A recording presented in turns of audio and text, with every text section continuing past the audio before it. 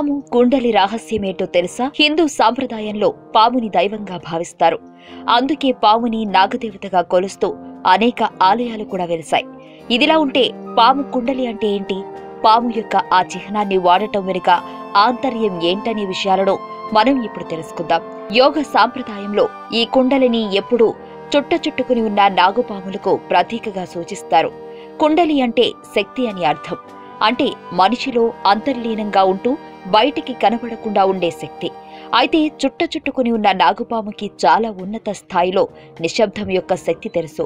పాము కదలకుండా పడుకున్నప్పుడు అది ఎంత నిశ్చలంగా ఉంటుందంటే అది మీ దారిలో ఉన్నా దాన్ని మీరు గుర్తించలేరు. అది కదిలినప్పుడే మీరు దాన్ని గమనించగలరు. కానీ ఈ చుట్టుకున్న పాములు లోపల నిద్రాణంగా ఉన్నా కూడా చలనశీలతని కలిగి ఉంటాయి. కుండలిని చుట్టుకున్న నాగుపాముగా ఎందుకు సూచిస్తారంటే ప్రతి వ్యక్తిలోనూ అనంతమైన శక్తి నిద్రాణంగా ఉంది. అది ప్రత్యక్షంగా కనిపించదు. అది కదిలితేనే తప్ప అసలు ఉన్నట్టు కూడా మనం ఊహించలేనట్టు ఉంటుంది. మన దేశంలో పాము చిహ్నం లేని గుడి ఉండదు. దానికి కారణం ఈ సంస్కృతి పాముల్ని పూజిస్తుందని చెప్పడమే కాకుండా మీలో దాగున్న శక్తిని మేల్కొల్పుతుందని చెప్పడానికి సంకేతమే ఆ పవిత్ర స్థలం. పాములు చాలా విశేష దృష్టి కలవి. ఎందుకంటే అవి వినలేవు, కేవలం ప్రకంపనలను మాత్రమే గ్రహించగలవు. అయితే పాములు ధ్యాన నిమగ్నమైన వ్యక్తి వైపు ఆకర్షింపబడతాయి. మన సాంప్రదాయంలో యోగులెక్కడైనా ఒక చోట కూర్చుని ధ్యానం చేస్తే అతని దగ్గరలోనే ఒక పాము ఉంటుంది. మీ శక్తులన్నీ నిశ్చలంగా ఉంటే ఆ పాము మీ వైపు ఆకర్షింపబడతాయి.